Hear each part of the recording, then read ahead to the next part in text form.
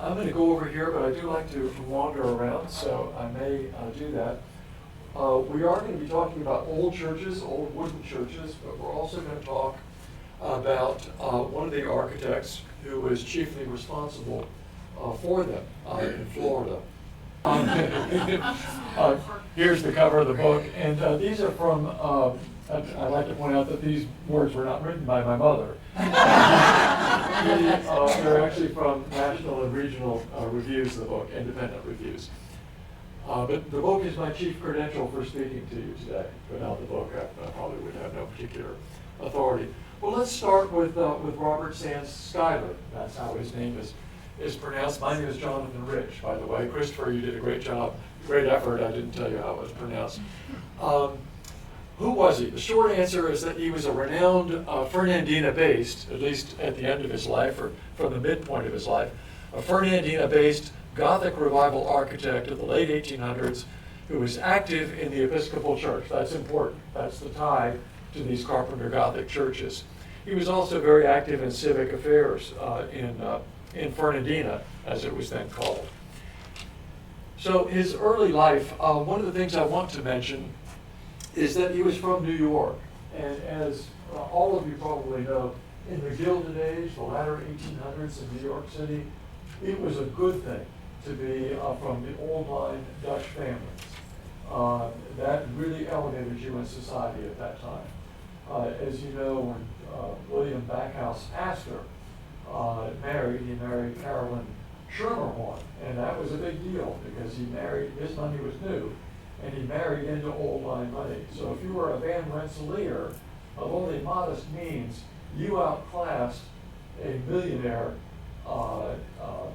railroad magnate whose money was newer. I mean, that was just the way things were done in New York society in those days. So he came from an important patrician background, and that's something that isn't often pointed out about Schuyler. His great-grandfather was a general, in fact, in the Revolutionary War and fought alongside George Washington. So he's fairly celebrated himself. So Schuyler came from a very prestigious background, and that's something that often isn't pointed out even here in Fernandina Beach when he is discussed. So he was born in 1830, educated, married in New York City, or Troy, New York. You see both attributions. And I've not run that to earth, but I think he probably spent time in both venues. He was trained as an architect before the Civil War. I'll keep moving so that I don't block anyone. He was a first lieutenant in the Union Cavalry during the war. He moved to north central Florida in 1878. Did he come to Fernandina? He didn't. He didn't start here. He went to the Gainesville area. That's where he was first. And he actually designed 3 churches in the Gainesville area. But I'm getting a little ahead of myself. He settled in Fernandina by 1881. And as I mentioned already, he was quite active in civic affairs here. Now, the important thing is his tie with the Episcopal Church, important at least for a study of these churches. And he collaborated with the second Bishop of Florida, the second Episcopal Bishop of Florida, John Freeman Young. John Freeman Young was as I say, the second Bishop of Florida during the time period indicated. He was 10 years older than Schuyler, but he had served as assistant rector of Trinity Church in New York City, a very famous Episcopal church, during the period shown. And during that time, I'm almost certain that he met Schuyler. They were both in New York. They both moved in the same circles. Schuyler was an Episcopal lay reader, which was a fairly big deal in the church. It's almost certain to me that they met at that time. I can't prove it, but I'll give other reasons why I think they met then. In the late 1800s, the Upjohn style, named after Richard Upjohn, the famous Gothic revival architect who designed Trinity Church in New York, the Upjohn style wooden church or Carpenter Gothic church was popular, particularly within the Episcopal Church. And it was popular for rural areas in the frontier. In Florida, Bishop Young wanted to establish small Carpenter Gothic churches that were suited to frontier missions. The mission word is a name for a church that can't quite survive on its own financially. Once you can survive on your own financially, in the Episcopal Church, you're called a parish. Until then, you're a mission. When Schuyler moved to when he moved to Fairbanks, which was a little town near Gainesville, Bishop Young solicited his design for this work. Schuyler was an active member of the Episcopal Church. I mentioned he was a lay reader, and he provided his church designs to Young without charge. As far as I have been able to tell, all of the churches that were designed for the Episcopal Church by Schuyler were done for free. I mentioned that Schuyler's churches followed the Carpenter Gothic forms that were associated with Richard Upjohn and the Episcopal mission tradition. And the collaboration between the two men brought refined ecclesiastical design to frontier congregations using local pine and cypress. Now, this particular architectural form, Carpenter Gothic, was it used only in Florida? The answer is no. It was used in other states that were frontier states at the time. Today, there are 4 surviving Florida Carpenter Gothic churches by Schuyler. One is St. Mark's in Stark, which was formerly All Saints in Fairbanks. It was the oldest. It's one of the 3 that were built in the Gainesville area. It's the only one that survives. The second is Grace in Orange Park, which may be familiar to you because it's not terribly far away. The nearest one to us as we speak today is St. George on Fort George Island. Beautiful church, and we'll be seeing images of all these. And then the 4th that survives today is St. Paul's by the Sea at what was originally called Pablo Beach, but is now called Jacksonville Beach. And that has been converted into Beach's Museum Chapel. It's been deconsecrated, and it's a rental venue for weddings and other events. So we'll get to the photographs in a moment, but first, let's talk about what a Carpenter Gothic church is. I've sort of been using that term and throwing it around, but let's solidify our understanding of that form and how it originated. Let's answer the question, what is a Carpenter Gothic church? Well, the short answer in words is that it's a wooden church. That's the carpenter part. It's done in a Gothic revival style, hence the Gothic part of the name. It was popular within the Episcopal Church. It was used in the latter half of the 1800s. And as I mentioned, it was used in rural areas and frontier areas, and also in the maritime provinces of Canada, but to a lesser extent there. At one point, there were probably 90 to 100 such churches, not all designed by Schuyler, of course. But there were probably 90 to 100 Carpenter Gothic Episcopal churches in Florida. Since then, many have been significantly expanded or altered. Others have been lost to fires or hurricanes or demolition. Today, about 40 survive in Florida in substantially preserved or near original form.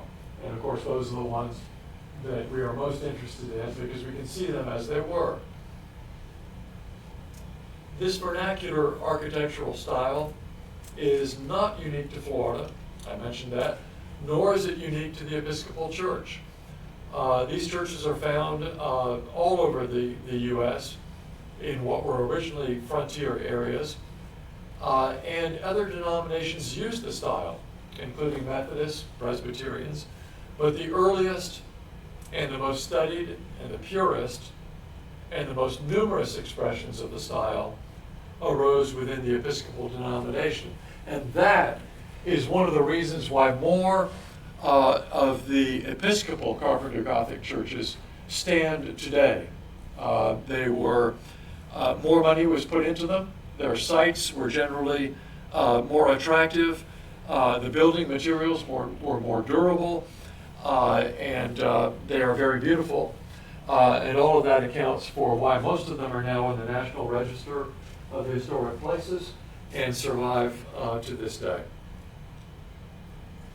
Here is a quintessential Carpenter Gothic church. It's from a pattern book by Richard Upjohn, the architect I mentioned earlier. He was very influential on Robert Schuyler. Let's talk about how these churches are made. They're constructed entirely of wood. That's the carpenter part. And the main structure was almost always constructed of heart pine. The roofs themselves were also shingled with either cypress or southern red cedar. And I know that some of you might say, well, wait a minute, Emmanuel in Willaca has a metal roof, and so does All Saints in Enterprise, Florida, and so does the one in Madison. And you would be right, there are quite a few that have metal roofs. And the metal roofs are so old that many of the parishioners actually think that the metal roofs are original, but they are not. They're old but not original. Right after the Civil War, you could buy 1,000 large roofing shingles made out of cypress. You could buy them on the St. Johns River. You could buy 1,000 for $6. So wow. These churches were roofed originally in wood. Another characteristic of these churches, not seen on all of them, but seen on most, of course, is board and batten siding. And that is something that we'll come back to in a moment. But let's go on. We talked about the carpenter part. They're made of wood. Let's talk about the Gothic aspects. And now everything I say about these churches is also going to be true of the Gothic revival style in general. So the first thing I'll point out is that the overall massing or the shaping of the churches is tall, narrow, and pointed. A roof line like this might suit a classical revival church, right? But not these churches. These churches are going to have a much more angular, pointed aspect. And that's true, again, of the Gothic revival, and indeed all Gothic architecture. In Gothic architecture, everything flies upward. Everything points upward. And that's very intentional. Nothing in this architecture is random or arbitrary. The pointedness, the verticality, is meant to invite your eye and it's hoped your mind heavenward. That's the purpose of it. And of course, it's reflected in these churches. It's reflected in the steeply pitched roof, which I mentioned. It's reflected in the gables. It's also reflected in the board and batten siding, which is not horizontal, it's vertical. Everything goes upward. Now, I mentioned that they're tall, but they're also very small. They're very small. Typically 48 to 65 feet long. One Florida church, Grace, Ocala, originally was 36 feet by 18 feet. That means it was only 6 feet longer than half the length of a bowling lane, and it was wider, not as wide. It was not as wide as 3 queen-size mattresses laid end to end. So that's a small church. Now, if you go to Grace today, you'll pronounce me wrong, and the reason you'll do that is because it's been expanded many times. But the original church had those dimensions. Let's compare one of these churches to something we can all visualize, an Amtrak passenger car. An Amtrak passenger car is 85 feet long. So here you have in red outline a 50-foot Carpenter Gothic church, and in black you have the Amtrak passenger car. You can see it's much, much longer. The seating capacities are about the same. The Amtrak car seats 72 people. The church seats anywhere from 60 to 90, depending on how close you're willing to squeeze. Another characteristic, again now true of Gothic architecture in general, is that the nave or main part of the building is long, and the chancel, which is the most holy part of the building and houses the altar, is deep. So it's quite long itself, often fully a third of the length of the building. This is an expressed or budding chancel, which means that the roof line is lower. I'm going to try something here. How about that? The roof line is lower, and the walls are narrower. So it's set off in that way. Now, some of the churches have a tower, and when they do, it's often asymmetrically placed. If they don't have a tower, they often have a bell cote on the ridge line. They are always elevated on brick piers in Florida to keep the wood away from our moist soils and the insects that notoriously inhabit them. And often, again true of Gothic architecture in general, there are transepts creating arms that go out from the nave and creating a cruciform footprint for the building. On the interior, and this you see all the time, there is an exposed ceiling. And usually there are scissor trusses that you could look up and see. Now let's talk about the windows. The windows are lancet windows, so-called because they are quite narrow and rectangular, but they come to two shapes at the top. The first shape is a classic Gothic curved arch, and this is from Holy Trinity at Melbourne. The second shape is a pointed top, a pointed lancet. And if you think about it, this would have been easier for a frontier carpenter to saw or to miter, right, than the classic curved arch.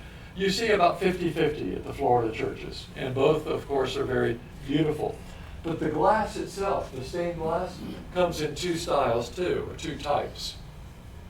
The first is a quarry window from the French word carré, and that's a reference to the lozenge-shaped panes. You can see how they are somewhat squarish, right? These diamond-shaped panes. And these have in their centers a stenciling, usually a foliate or a geometric pattern, often a fleur-de-lis. And that stenciling is called grisaille, another French word. These windows were expensive, but they were less expensive than the second type, which is a figurative window. And these are resplendent windows in the English tradition of stained glass with biblical scenes and symbols, usually custom designed. These were even more expensive than the quarry windows, often donated as memorials and often installed over time to replace the quarry windows. Now, there are two distinctions that you find in Florida in these churches, two distinctly Floridian traits as far as I can tell. The first is ventilation panels, which are small hinged doors under the windows that can be opened for ventilation. And the second is a particular type of batten. As you know, battens are the little strips of wood that are hammered over the gaps between the wall boards. Why do gaps have to be left between the wall boards? Well, they're going to expand and contract. And if they're butted right against each other, when they expand, that will create tension and warping eventually. And so the solution is to leave a little bit of a gap, but you have to cover the gap, and so you cover that with a strip of wood known as a batten. Battens are usually rectangular in cross-section, or beveled sometimes. But in Florida, in cross-section, they are triangular, not on all the churches, but on some. And that seems to be a Florida distinctive. Here are photographs of the ventilation panels, both from the outside, and you can see one that is opened here. And in the next image, you can see a close-up of what I'm referring to as triangular battens. Again, I've looked pretty hard. I have not seen that in another state. It's possible that they're out there. Maybe one day I'll find them. But it does seem to be very distinctive to Florida, even if it is found somewhere in some other state. So let's talk for a moment about how this style originated. Where did Carpenter Gothic churches come from? It's the American expression of Gothic revival principles in wood. So let's talk about the Gothic revival for a moment.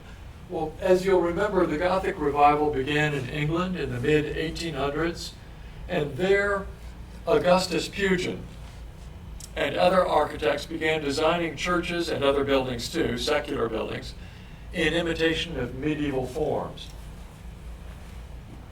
Here's a picture of Pugin with his full name and his dates. I like to mention that he was shipwrecked, bankrupted, widowed twice, and driven to madness before he died at the age of 40. Wow. But by then, he had, as his biographers point out, he had changed the architectural face of England. He was known for manic drafting sessions that lasted up to 15 hours or even longer, according to some sources, but he almost never revised his initial drawings. The architects among us can attest that's a badge of pure genius. He was an accomplished draftsman by the time he was 15. Why do I show you a Parliament or the Palace of Westminster? The reason is because Pugin, whom we just saw, designed the interior and much of the exterior of the new Houses of Parliament. You might remember that the Palace of Westminster burned in the 1800s. A contest was held to create a design for its replacement, and Pugin, with his partner, won that contest. He also designed all of what we call Big Ben. It was called the Clock Tower back then. He also designed, more to our point, he designed many parish churches throughout England. And in doing that, he revived and enriched forms that had originated 500 years earlier in the medieval Gothic churches and cathedrals of England and France. So think of Rennes and Rouen and Chartres and Lincoln and Wells. Those were the forms that he was reviving. Now, the Gothic revival didn't take long before it spread its wings figuratively and flew across the Atlantic to the United States. And how did that happen? The short answer is that it was brought to America by a wave of clergymen, architects, and lay enthusiasts. But it didn't take long. And in our cities, it was applied to stone and brick churches, particularly within the Episcopal Church. You have Trinity, which I mentioned, another New York City church, St. John the Divine, and our own Washington National Cathedral was designed somewhat later in the Gothic Revival style. But on the American frontier, let's pause to note that Florida was very much part of the frontier in the latter half of the 1800s. In fact, it was referred to as a howling wilderness, and it was the last frontier, in fact, on the east coast of our nation.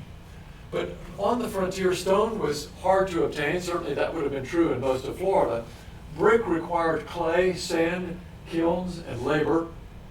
Both stone and brick were heavy to transport, and both were challenging to use as construction materials. But what was plentiful on the frontier, here as elsewhere? Trees, right? And in frontier settlements, often the first large building of any consequence other than a home was a sawmill. And of course, carpenters were plentiful. And so there, on the frontier, Gothic Revival architecture was adapted to wood. It was miniaturized and simplified. Here I've listed, I'm not going to read the names, but I've listed the names of some of the more prominent American Gothic Revival architects who pioneered the transition to wood in ecclesiastical Gothic Revival architecture. The first is Richard Upjohn. He's the best known today. But as you let your eye travel down the list, look how many originated in the British Isles. Virtually all of them, right? And that is part of that wave, that generation that brought the Gothic Revival from England to the U.S. We'll linger for a moment on Upjohn.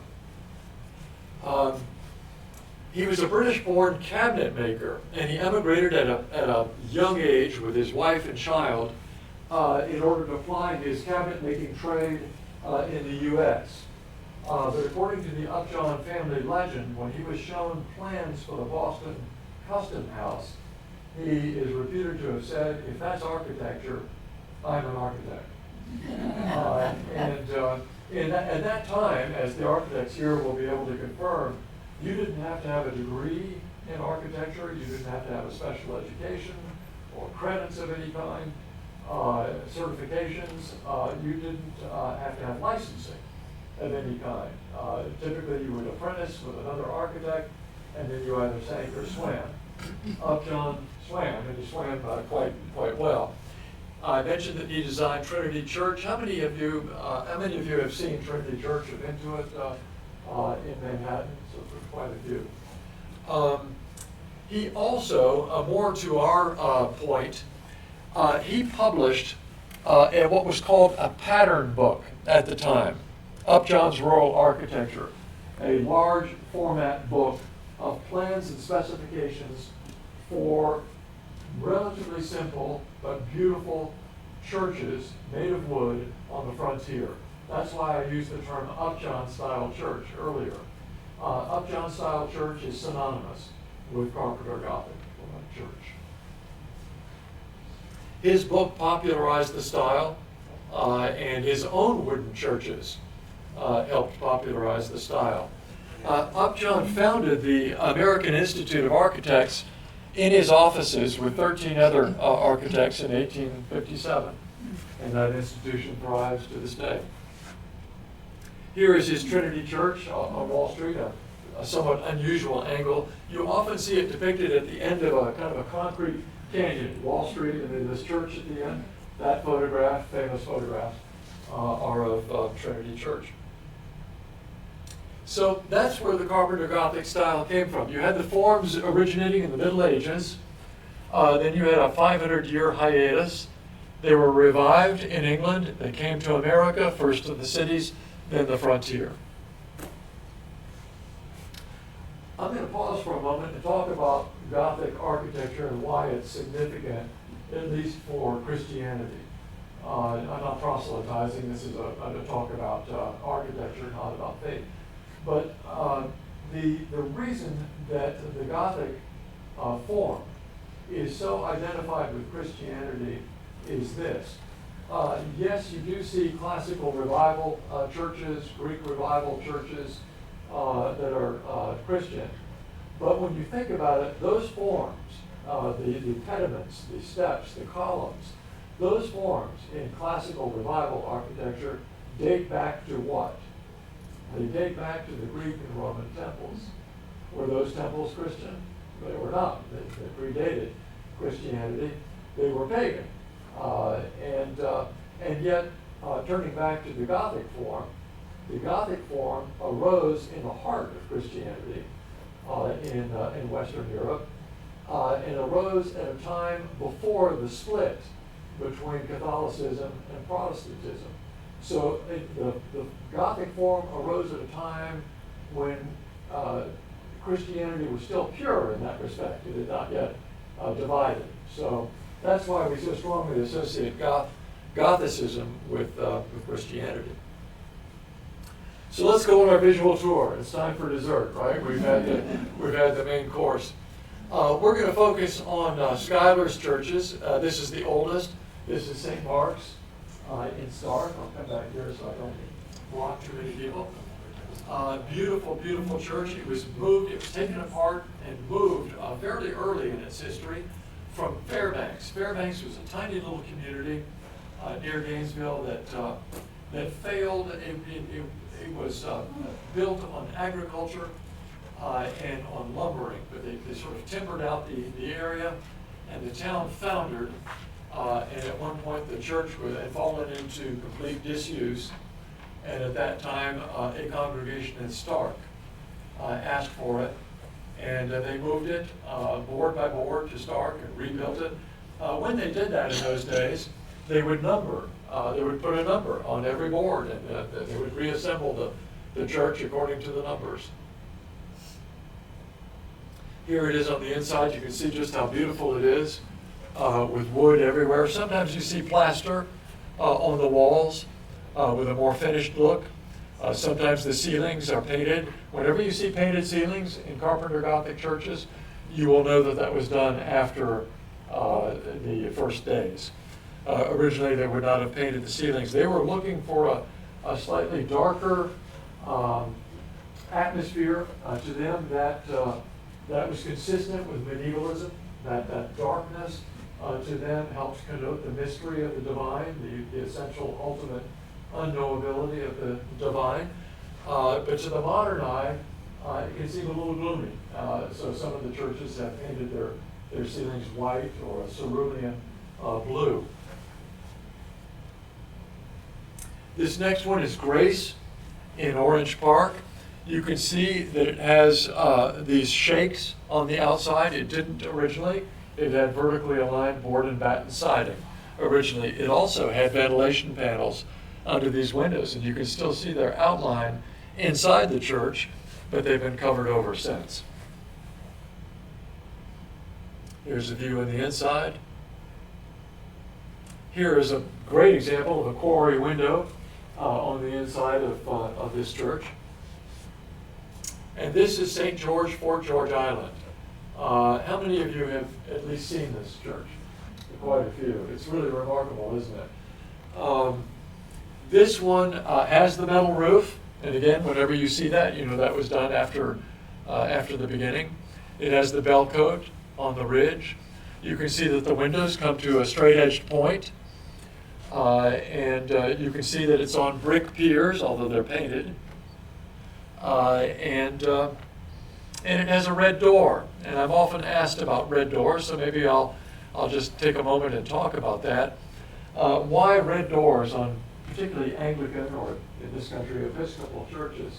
Well, the answer, again, is that nothing is arbitrary. Everything has a meaning in ecclesiastical architecture. And there were red doors in medieval times. There have been periods when there haven't been.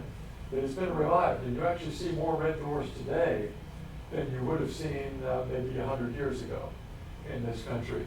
Well, it's rich with symbolism, but probably the foremost association is with the original Passover, when the Hebrews, as you'll recall, were instructed to brush the lintels of their doors with the lamb's blood so that the angel of death would pass over the household and the firstborn would not be taken. So red connotes the church as a haven, as a place of protection, as a place of salvation, if you will.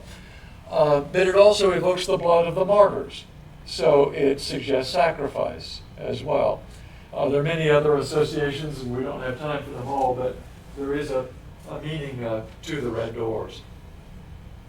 Here, if I go back and forth, you'll see just how little this church has changed over time. Really remarkable. Wonderfully preserved. Another view that shows the trees a little bit better. This is the view you're familiar with as you drive up to it. It's really very striking. Here it is on the inside. You can see that the walls have been plastered, as I mentioned, is sometimes done. You can see that the ceiling has been painted. Some of the churches have painted their scissor trusses. This church did not. It left the scissor trusses stained. You can see quarry windows on the right and the left, the first windows. And you can see that the windows come to a straight-edged point. Here's a close-up of the what we still call the rose window in the church. It's kind of fun to dwell on this for a moment. What's going on here, you know, is a lot of Latin. Well, if I can use the pointer, let's see if I'm sufficiently adept. Pater, Father, Filius, Son, and Spiritus Sanctus, Holy Spirit, right? So the three persons of divinity. But here, what are these connecting lines? Non est. The Father is not. Yes, the Father is not the Son. The Son is not the Holy Spirit. The Holy Spirit is not the Father. But in here, est is. The Son is God. The Father is God. The Holy Spirit is God. So again, not proselytizing, just explaining the meaning of that window so that you can point it out and explain it. It's hard to read when you're in the church, but here you get a close-up. And this is St. Paul's by the Sea from Pablo Beach. Of course, it doesn't bear that name today. I like showing this picture because it shows it in its last location. Not its first location, but the one that it occupied at the school before it was moved to Beach's museum. I love it here because it's framed by the live oaks. Here it is on the inside. And you can see here it almost looks like an upended ship or boat, which reminds us that our word nave has the same origin as the word navigation and naval.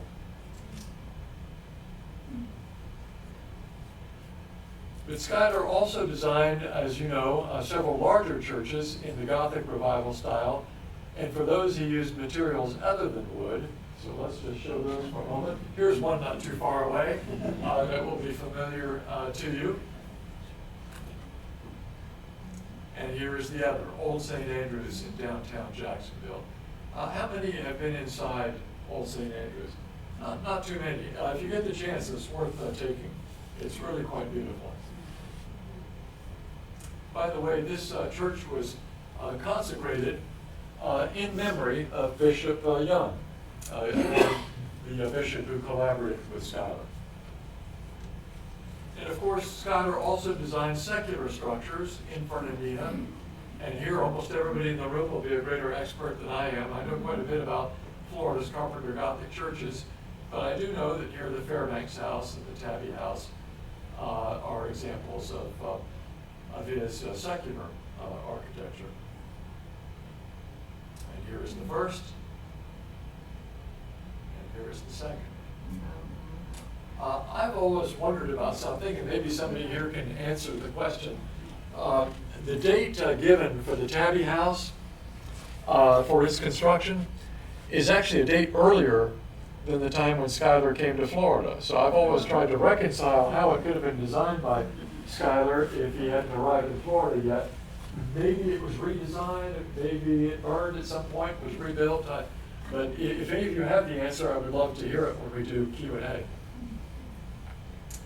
He also designed other surviving structures in Fernandina, and again, this will be even more familiar to each of you than to me. His other distinctions, if I could sum them up, I mentioned he was active. He was a vestryman at St. Peter's, as was George Fairbanks, who was his same age. I take that back. Fairbanks was the same age as Bishop Young, so 10 years older. But they served there together for quite a few years. He was a Nassau County judge. Schuyler was a city clerk for 4 years. He was a member of the Board of County Commissioners and secretary of an important relief organization during the yellow fever epidemic of 1888. He died in 1895 of what was then called Bright's disease, and he is buried not too far from here in the St. Peter's Cemetery. So let's talk about his legacy and sum up with that. It could be said that he was a prominent, productive, and versatile late 19th century architect in Northeast Florida. His surviving work, mainly Episcopal churches and high-style residences, has helped define the region's Victorian era built character. And his Carpenter Gothic churches, which were done in an ecclesiologically correct. Ecclesiology was the study of medieval forms, taken to great extremes in this country and in Britain. But his are considered very correct within that study. And his churches helped form the visual identity of the mission churches along the St. Johns River, and his influence spread even to other parts of Florida. Almost all of his surviving works are included in the National Register of Historic Places. And so that's the end of the presentation. And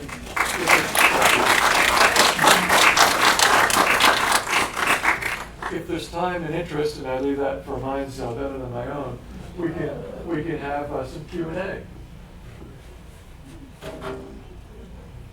He did all this pro bono work for all these churches. I mean, did he have enough other work to keep it going? It seems like that was a taking quite a bit of his time. The question for those who might not have heard it was, he did this pro bono work for these churches, and he probably did at least 7.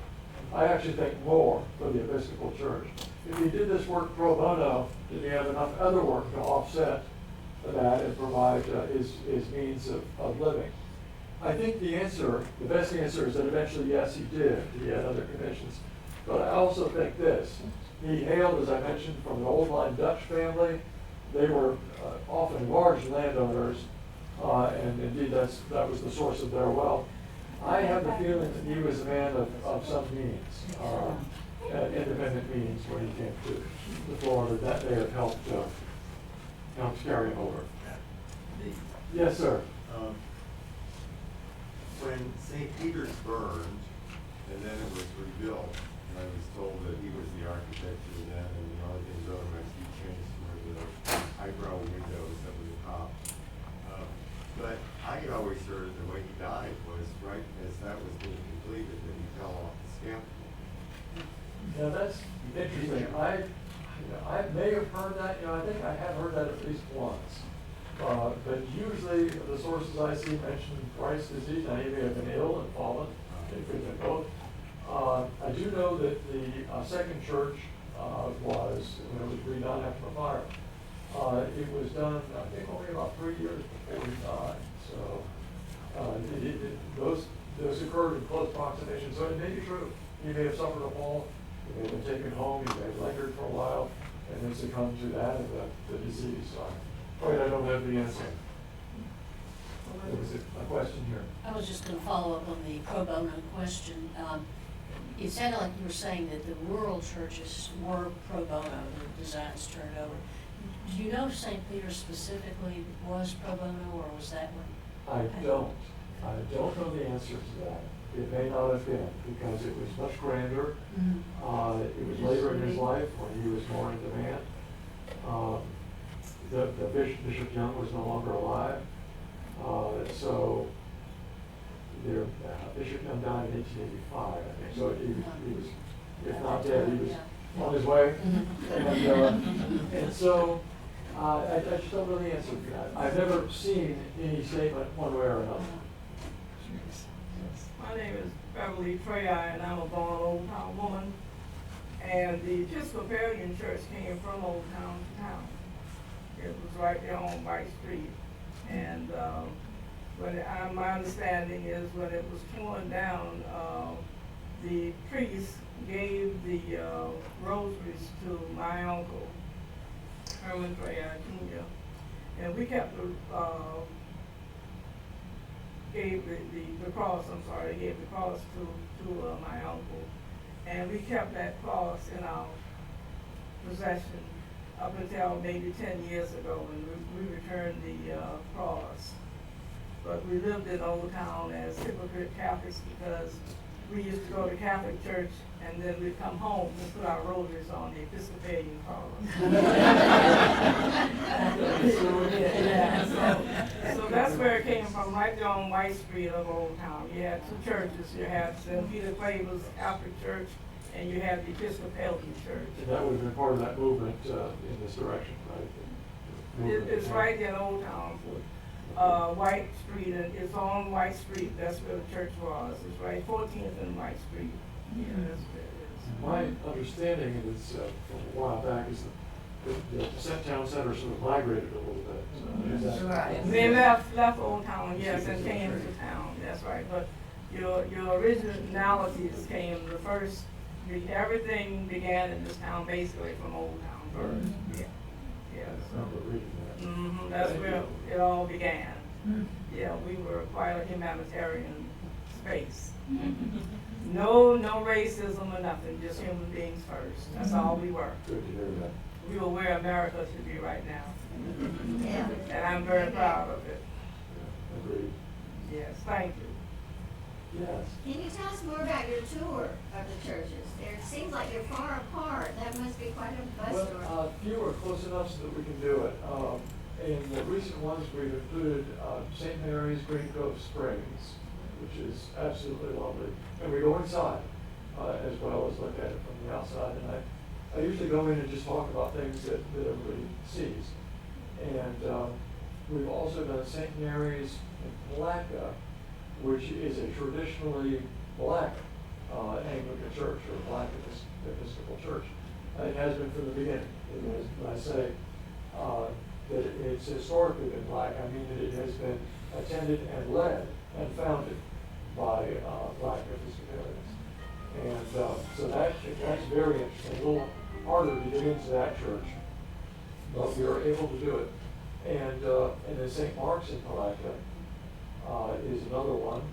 And then St. Margaret's, Hibernia, is another, and that's absolutely. That's the one I'd like to see. Yes. I saw it on the outside, so, and I found Margaret's grave.